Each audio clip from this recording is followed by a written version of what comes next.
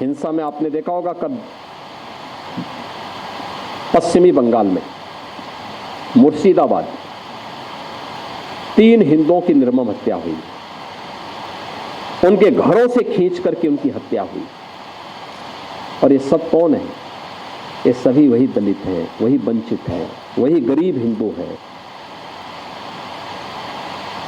जिसको इस जमीन का सर्वाधिक लाभ मिलने वाला है, सर्वाधिक लाभ मिलने वाला है। कि लैंड राजस्व के रिकॉर्ड में फिर से आएगी तो एक गरीब भी हाई राइज बिल्डिंग का, मल्टी स्टोरी बिल्डिंग का लाभ उठा पाएगा, उसको भी वहां अच्छे फ्लैट सरकार बना करके उपलब्ध करवा देगी। इन्हें भय है कि दलितों को, वंचितों को, गरीबों को अगर ये हाई राइज बिल्डिंग मिल जाएगी तो इनका तो वोट बैंक समाप्त हो जाएगा, ये गुमराह करने की इनकी राजनीति हमेशा के लिए समाप्त हो जाएगी।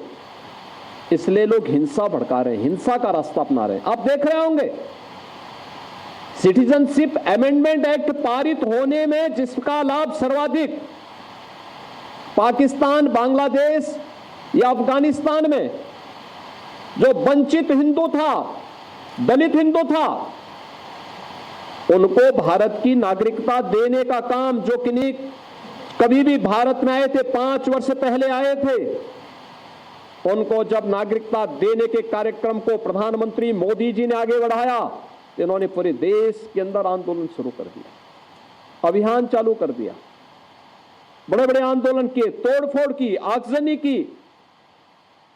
लेकिन सरकार ने भी दृढ़ता के साथ उसका सामना किया और सामना करते हुए आज इस नागरिकता देने का कार्यक्रम प्रारंभ किया है।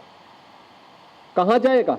पाकिस्तान में, बांग्लादेश में पीड़ित हिंदू कहां जाएगा? और हिंदुस्तान की तरफ ही आएगा। दुनिया के अंदर कहीं भी कोई पीड़ित हिंदू होगा, वह आकर के अंततः हिंदुस्तान में ही आएगा और वह भारत में आकर के ही शरण लेने के लिए मजबूर होता है। लेकिन कांग्रेस और समाजवादी पार्टी या टीएमसी जैसे दल हमेशा इसमें बाधक रहे हैं और उन लोगों ने उन्हें दोयम दर्जे का नागरिक बनाने का काम किया, शरणार्थी के रूप में रखा। लेकिन भारतीय जनता पार्टी ने उन्हें अपनाया।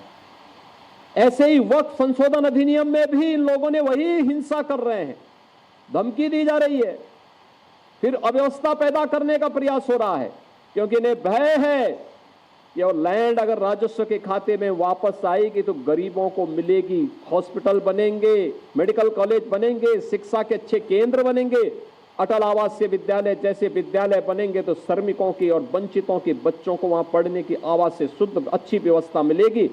इसलिए ये लोग उस कार्यक्रम को आगे नहीं बढ़ाने देना चाहते। बहनों और भाइयों, और जब इन मुद्दों की ओर से जनता का ध्यान हटाने के लिए आज कांग्रेस हो या समाजवादी पार्टी, ये राष्ट्र नायकों के अपमान पर उतारू हो चुकी है। ये राष्ट्र नायकों का अपमान करने पर उतारू हो चुकी। याद करिए 2012 में जब समाजवादी पार्टी की सरकार इस प्रदेश में बनी थी, समाजवादी पार्टी के तत्कालीन प्रदेश सरकार के मुखिया के रूप में उस सरकार के मुख्यमंत्री ने पहली घोषणा क्या की थी? उन्होंने कहा था जितने भी ये सामाजिक न्याय के स्थल बना दिए गए हैं इनको तुड़वाएंगे। और उस समय उन्होंने कहा था कि इनमें हम मैरिज हॉल खुलवाएंगे। आप देख रहे हैं ना, ये मानसिकता इनकी थी।